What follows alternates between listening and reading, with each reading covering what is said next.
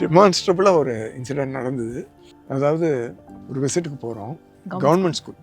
Final exam முடிச்சிருக்காங்க. இந்த remedial கிளாஸுக்கு தனி எக்ஸாம். போய் பார்க்குறோம், அங்கே ரிசல்ட்ஸ் ஏதோ பேப்பர்ஸ், ஆன்சர் பேப்பர்ஸ்லாம் கொடுத்துருக்காங்க போல. ஒரு பையன் ஓட்டி வரான் எங்களை பார்த்து. நாங்கள் வேர் அவுட் சைடு பார்த்து ஓட்டி வந்து அப்படி ஒரு ஜம்ப் வித் ஹை ஃபெஸ்ட் கொடுத்துட்டு, நான் பாஸ் ஆகிட்டேன், எனக்கு படிக்க முடியும் அப்படின்ட்டு ஓடுறான். அசந்து போயிட்டோம் நாங்கள் 2 பேரும்.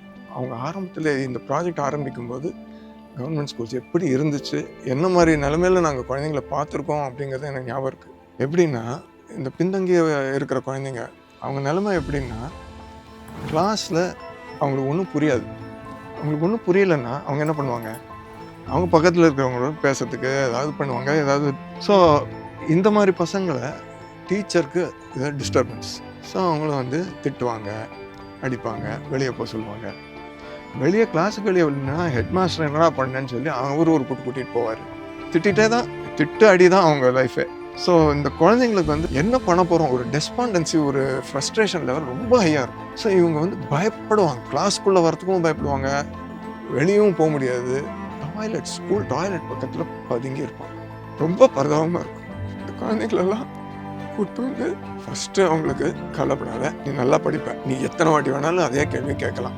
இதெல்லாம் வந்து டீச்சருக்கு நாங்கள் ட்ரெயின் பண்ணி படிப்படியாக நாங்கள் அவங்களை கூப்பிட்டு போகிறோம் அப்படின்னு சொல்லி இப்படி தான் ஆரம்பித்து, அவங்களுக்கு தனியாக கிளாஸ் ரூம் கூட கிடையாது. எங்கே எக்ஸ்ட்ரா கிளாஸ் ரூம் எல்லாம் மரத்தடியில் ஒரு போர்டு, போர்ட்டபிள் போர்டு ஒன்று வச்சு அதுக்குன்னு டீச்சர் மட்டும் ஹையர் பண்ணுவோம். ஸோ இதில் என்னென்னா, ஒரு ஆக்சிலரேட்டடாக லெவல் 1 to level 5 1 இயரில் கம்ப்ளீட் பண்ண முடியும். ஸோ இதில் வந்து ஸோ அந்த பசங்க வந்து 8th ஸ்டாண்டர்ட் பையன் 6th 7th ரெமடியில் இருந்திருப்பான். அவன் 8th 9th வந்து அவன் அப்படி ஒரு த்ரில்டு, அவன் is going back to the regular class. So இதை பார்த்தப்போ அந்த சிஎஸ்ஆர் ஆஃபீஸர் யூ ஸ்டண்ட், ஒன்றுமே பேசலை. அப்போ ஜஸ்ட் ஸ்டண்ட். விசிட்லாம் முடிச்சு ரொம்ப நல்லபடியாக போச்சுன்னு தேங்க் பண்ணிட்டு அதுக்கப்புறம் போயிட்டார். அடுத்த நாள் போய் அவருடைய பாஸ் கிட்ட, நான் ரிசைன் பண்ண போகிறேன், நம்ம என்ன வேலை பண்ணிகிட்ருக்கோம் எங்கள் கம்பெனியில், அவங்க பாருங்கள் என்ன ஒரு இம்பேக்ட் க்ரியேட் பண்ணிகிட்ருக்காங்க அப்படின்னு இந்த இன்சிடெண்ட்டை நரேட் பண்ணி அழறான் அவர் முன்னாடி.